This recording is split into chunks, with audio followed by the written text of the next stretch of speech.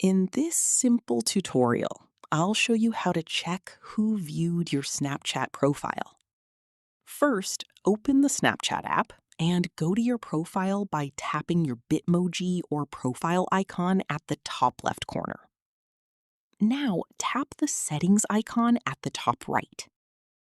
Scroll down to the privacy controls section, then tap on My Data. Here's the important part. Snapchat does not directly show profile visitors in real time, but you can request your account data to check available activity information.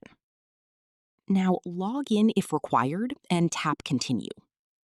Snapchat will prepare your data file, which may include account activity details from the past 30 days. Once the file is ready, you can download it and review the information provided. And that's it. That's the only official way Snapchat provides related to profile activity. If this tutorial helped you, make sure to like the video and subscribe for more Snapchat tips and guides.